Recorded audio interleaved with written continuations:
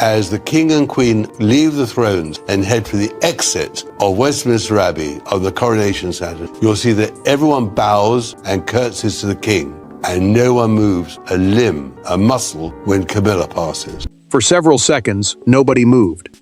Princess Anne stood rigid beside Catherine, her expression hardened by disbelief, while Camilla's anger still hung over the room like smoke. Then Charles changed. The restraint vanished from his face. His voice rose, his chair scraped violently backward, and the carefully controlled atmosphere of the royal gathering collapsed.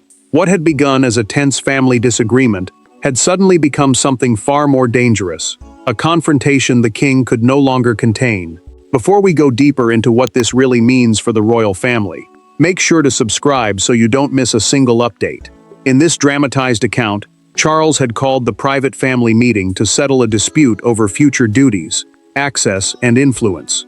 The gathering involved the king, the queen consort, Princess Anne, and Catherine, Princess of Wales. The term queen consort means the wife of the reigning king, while the princess royal is the title held by the monarch's eldest daughter. Everyone understood why the meeting mattered. Catherine's growing role represented the monarchy's future, while Camilla's position shaped authority around Charles. Camilla's frustration broke first. She turned toward Anne, accused her of interfering, and stepped closer as the argument intensified. Then came the moment nobody expected. The queen consort made an aggressive physical gesture toward the princess royal, forcing Catherine to move nearer. Anne froze for a heartbeat, steadied one hand against the table, and refused to retreat. Her voice stayed low. Intimidation, she made clear, would not decide the future of the crown. Catherine felt the room change. She watched Anne remain composed, then looked toward Charles, as though waiting for the response that would define everything. The Princess of Wales knew this was no longer about schedules. If the king defended his wife without question, Anne would see family loyalty defeating institutional judgment. If he challenged Camilla, his marriage would carry a wound impossible to hide. Charles chose neither silence nor compromise. He surged to his feet so quickly that the chair struck the floor. The monarch told Camilla she had crossed a boundary he would not defend, and for the first time that evening, her confidence cracked. Anne then delivered the revelation that made the confrontation darker. The argument had begun because she challenged a private demand Camilla had made concerning Catherine's future position and influence. Charles stared at his sister, then demanded to know exactly what had been said before he entered. Anne did not answer immediately. She looked toward Catherine first. That hesitation told him everything. Whatever had exploded in this room had started long before tonight, and understanding it meant discovering what each woman believed she was fighting to protect. The confrontation looked sudden. It was anything but. Anne entered that room carrying decades of duty. Camilla entered determined not to surrender authority, and Catherine walked in representing something neither woman could ignore: the monarchy's future. Charles knew all three well enough to understand the danger. What he had failed to understand was how deeply their private tensions had hardened, and how close those tensions already were to becoming irreversible. Anne carried irritation into the meeting. The Princess Royal, the title traditionally given to the monarch's eldest daughter, had spent years treating duty as something larger than personality. She believed discipline protected the institution their mother had defended for decades, and she feared private rivalries could weaken it from within. Catherine mattered for a different reason. Her growing responsibilities tied to the next generation of leadership, making any attempt to control her role far more serious than a family disagreement. Camilla had shown Charles where the strain was leading. During a private conversation before the meeting, she told him she was tired of watching every decision involving Catherine treated as untouchable. The Queen Consort argued that her own position was being reduced whenever the Princess of Wales gained influence. Charles listened, then warned her not to turn questions of responsibility into personal competition. She heard the warning, but she did not accept the premise behind it. Anne sensed the danger before Catherine entered the room. She told her that nobody would corner her into accepting arrangements she had never agreed to. Catherine immediately pushed back. She did not want the king's sister fighting on her behalf, and she feared open resistance would deepen the fracture. Anne answered with the logic that had guided her for years. Silence could also become a decision, especially when powerful people interpreted restraint as permission. Charles faced the same problem alone moments later. He He read 2 briefing notes in silence, one supporting Camilla's proposed changes, the other laying out Anne's objections. A briefing note is a short written summary prepared to help a royal understand an issue before a meeting. The king folded both papers together and set them aside. He had not chosen either side, but avoiding that choice was already becoming a choice of its own. Catherine knew more than Charles realized. She had learned about Camilla's demand days earlier and deliberately avoided confronting her, hoping calm would prevent family rupture. When Anne discovered that restraint, she saw pressure where Catherine saw patience. But Anne's anger had an older source. One remark, spoken after an earlier royal ceremony while Charles was absent, had never left her. And once that moment surfaced, the explosion in the meeting would no longer look sudden at all. Months before Charles raised his voice, before Catherine watched the room fracture, and before Anne found herself staring Camilla down across a royal table, there had been another gathering. Smaller, quieter, easier to dismiss. Yet one sentence spoken after that ceremony changed everything. Anne remembered it precisely because nobody challenged it at the time. Catherine said nothing. Camilla moved on. But the Princess Royal left knowing that sooner or later, someone would have to confront what had begun. Anne had already sensed the strain building. Disagreements were growing over ceremonial precedents, charitable patronages, and the balance of influence as responsibility shifted toward William and Catherine. Ceremonial precedence simply means the formal order in which royals appear or are recognized at official events, while patronages are charities or organizations supported by members of the family. To Anne, these were not details. That distinction mattered more than appearance. They were signals of how the monarchy would function when leadership passed to the next generation. Charles heard her concerns early. During one private conversation, Anne warned her brother that royal households could not begin behaving like rival courts. The king listened, but he believed patience could prevent resentment from becoming confrontation. Anne disagreed. She feared that delaying clear boundaries would allow influence to harden into expectation. Then came the reception she never forgot. After a major fictional royal ceremony, Camilla spoke with Catherine and told her that certain future engagements should remain under the Queen Consort's approval even after duties began shifting toward the Wales household. The Wales household means the staff and working structure supporting William and Catherine in their royal duties. Anne overheard every word. Catherine stayed composed. She told Camilla she would respect whatever Charles formally decided, refusing to turn the reception into a public dispute. Later, Anne asked why she had not challenged the implication directly. Catherine answered that creating a scene would have hurt everyone involved. The Princess Royal understood the instinct, but she feared restraint was being mistaken for consent. Anne confronted Camilla once Catherine had gone. She told her that future roles could not become personal territory. Camilla fired back that the king's sister had spent too long behaving as though only she understood duty. Neither woman raised her voice, but something between them hardened permanently. Days later, Anne described the exchange to Charles in a documented family briefing. He promised to settle it quietly. Then other responsibilities intervened, and he postponed the conversation. That delay proved fatal. When the same language appeared on the agenda of the later family meeting, Anne recognized it immediately. This time, she would not let the matter pass, and Camilla would not tolerate being challenged again. Anne did not raise her voice first. That was what made the exchange so uncomfortable. She sat perfectly still, repeated Camilla's proposal back to her, and asked one devastating question. Who had given her the authority to impose it? Catherine lowered her eyes. Charles watched both women carefully. Camilla's expression tightened. Then the Queen Consort pushed her chair away, stood, and answered, not with the measured restraint the room expected, but with anger that had been waiting for months. Anne pressed the point. Why, she asked, should Catherine's future engagements require additional approval when the existing chain of responsibility was already clear? Those engagements were official duties carried out on behalf of the crown, meaning the monarch and the institution surrounding him. Charles tried to slow the exchange. The king called the proposal temporary coordination, not permanent control. But his sister immediately asked why Catherine had never been consulted before it reached the table. Camilla turned sharply toward Anne. She accused the Princess Royal of questioning her whenever Charles tried to strengthen her place inside the family. Anne refused to retreat. Supporting the crown, she replied, did not mean staying silent when personal influence began crossing institutional boundaries. Catherine looked up. The Princess of Wales said nothing yet, but her expression told Charles the argument had moved far beyond policy. Camilla stepped closer. Her anger hardened, and in the heat of the exchange she made an aggressive physical gesture toward Anne. Catherine rose and moved beside her.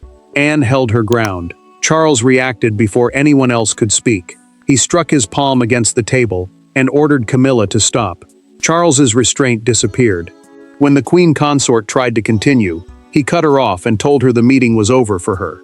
Camilla stared at him, stunned by the command. Anne remained silent. Catherine, however, spoke. Catherine chose her words carefully. She did not attack Camilla personally, and she did not ask Charles to punish her. Instead, she told the king she could not continue taking part in discussions where family pressure replaced clear decisions about responsibility. Her statement mattered because it transformed the argument from wounded pride into a question of how the monarchy would govern itself. Camilla left without a word. The closing door brought no relief. Charles remained standing, silent, while Anne watched him and Catherine waited for what came next. The king looked first at his sister, then at the future queen, and said only, "This ends tonight." But ending the argument was one thing. Deciding who still held authority after it was another, and Charles now had to choose between protecting peace and drawing a line that could change his marriage. Charles waited until the corridor outside had gone silent before sitting down again. His anger had disappeared, but what replaced it was more consequential. He removed his glasses, placed them beside the papers, and began asking precise questions. Who authorized the proposal? Who had reviewed it?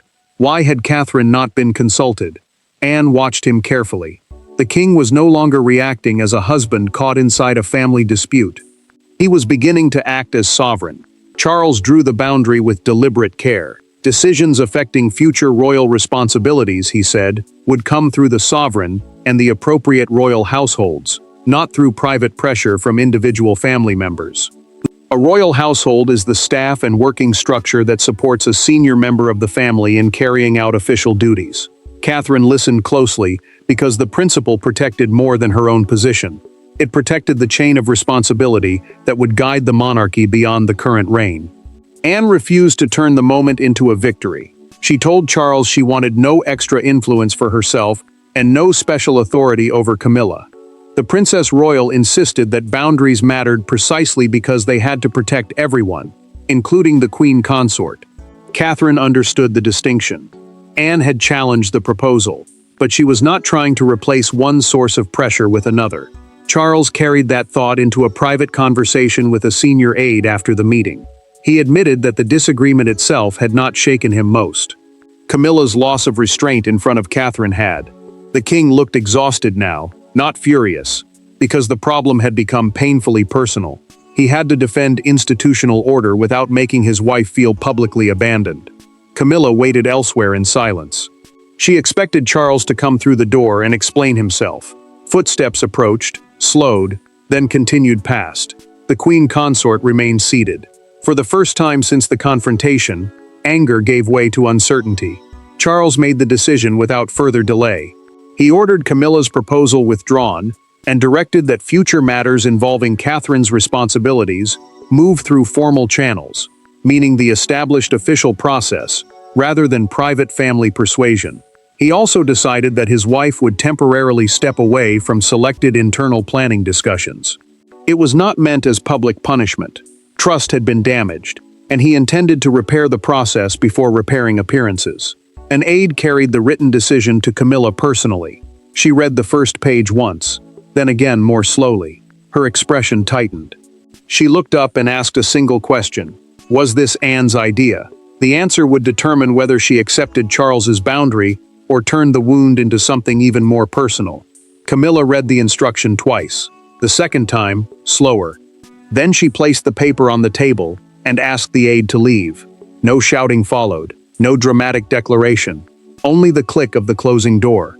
Elsewhere, Anne was equally quiet, while Catherine struggled with the knowledge that a dispute centered partly on her future had fractured the family around her. Charles had restored order, but order had come with a cost none of them could ignore. Camilla felt that cost immediately. She had been removed from the specific planning discussions that had triggered the dispute, while Catherine's future responsibilities would now move outside the contested approval mechanism. That mechanism simply meant the proposed process requiring additional approval before certain duties could proceed. Charles also instructed palace staff to contain the fallout. The king wanted boundaries restored, not humiliation spread through corridors, briefings, or whispered conversations.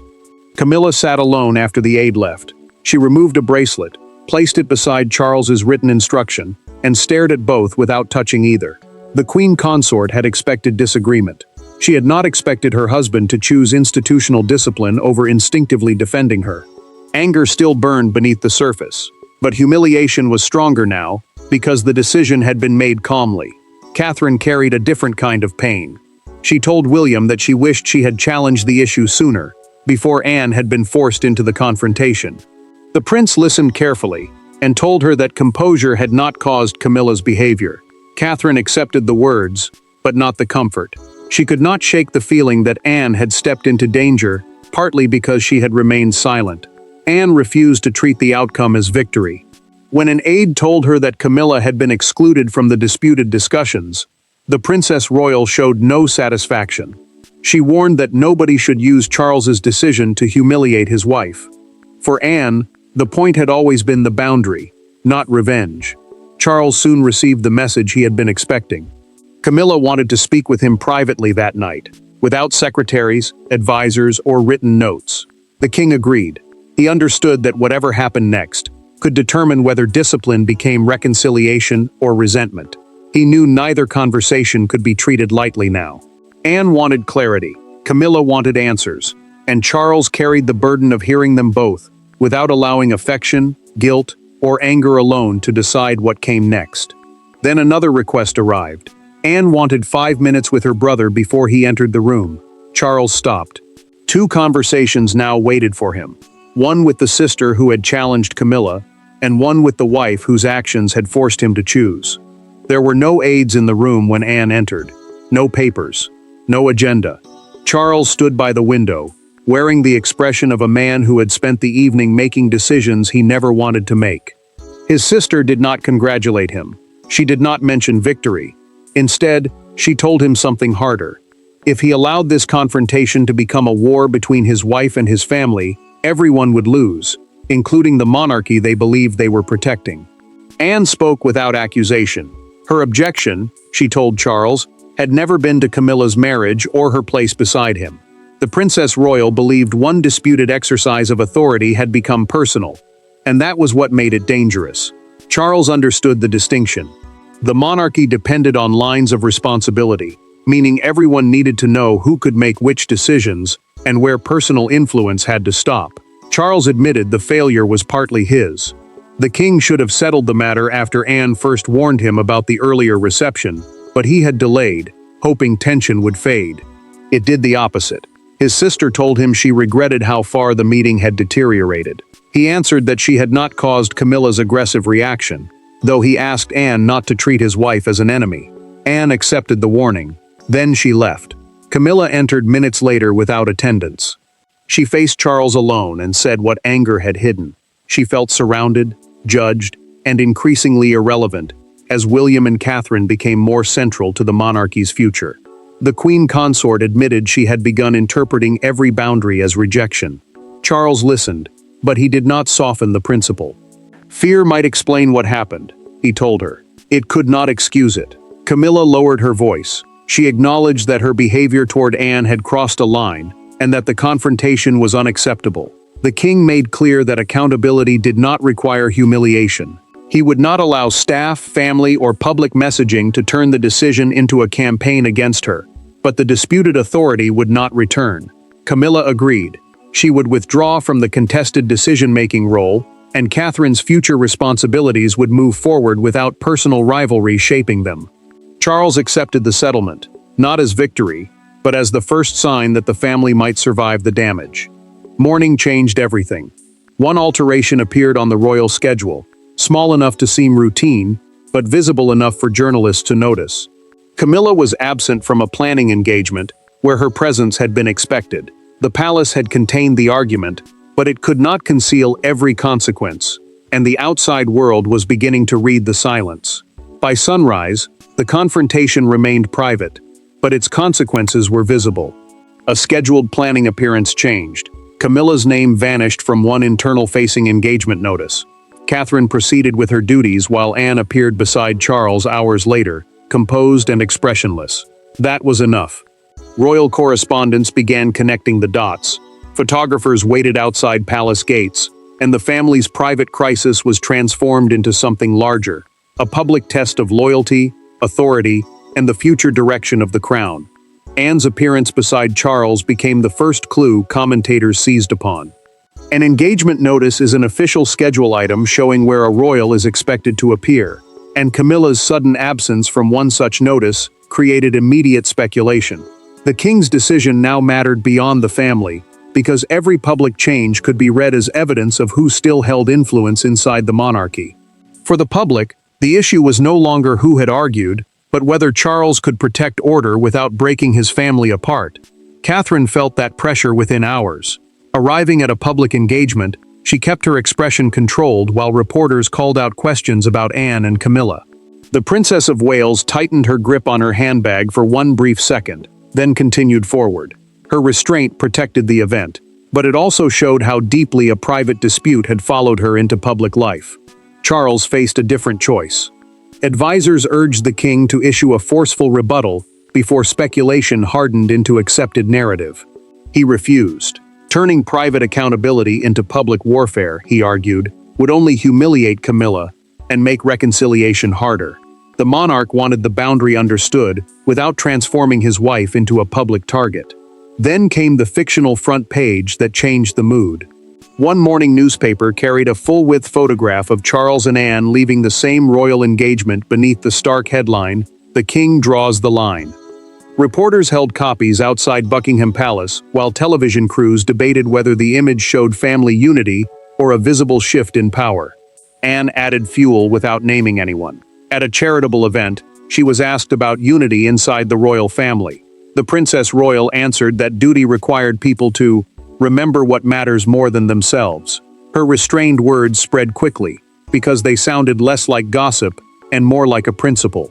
Camilla remained silent as the coverage grew. Catherine continued working. Charles refused escalation. Anne refused celebration. Yet all four knew silence would soon be tested. A shared family occasion was approaching, and Charles, Camilla, Anne, and Catherine were all expected to attend. When that moment arrived, no palace statement would matter. The answer would come from what each of them chose to leave behind. There was no dramatic announcement when the family appeared together again. Charles arrived first. Anne followed. Catherine greeted them both before Camilla entered moments later. The memory of that explosive meeting returned. Then Camilla approached the Princess Royal. Anne looked directly at her. No embrace followed, no performance of sudden affection. Instead, Camilla extended her hand. Anne accepted it. Charles watched without smiling. Catherine exhaled. The confrontation had not been forgotten, but it had finally been contained. Camilla understood what that handshake meant. She remained beside Charles as queen consort, the title held by the wife of the reigning king, but she no longer pursued authority over Catherine's future responsibilities. The queen accepted that fear of losing influence had pushed her into a confrontation that damaged trust. Anne accepted the gesture without pretending everything was healed. She had never wanted more power for herself.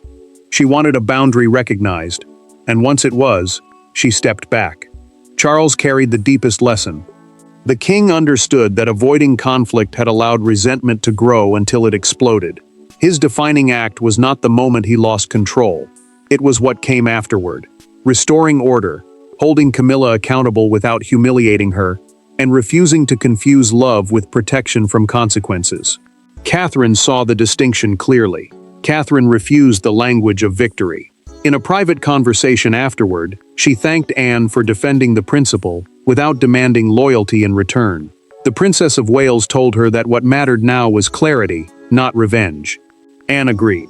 Catherine's future position was no longer being shaped by private pressure, and the family could move forward without pretending the conflict had never happened. Later, Charles spoke with Anne alone. He admitted he wished the entire evening could be erased. His sister answered that perhaps the family had needed one painful moment to say what everyone had avoided for too long. He knew she was right. This time, nobody looked away again. The confrontation became a dividing line. Before it, personal insecurity and institutional responsibility had become dangerously entangled. After it, the boundaries were unmistakable. Camilla remained part of the monarchy. Anne retained Charles's trust. Catherine's future stood protected. And Charles learned that preserving unity sometimes required confronting the people closest to him. Nothing remained unresolved. The anger exposed the fracture, the consequences repaired the boundary, and the family moved forward, with a harder understanding of duty. Charles may have lost control for one explosive moment, but by drawing the line afterward, he ensured that the crown did not lose control with him. Thanks for watching. Please don't forget to like and subscribe, and we will see you in next one.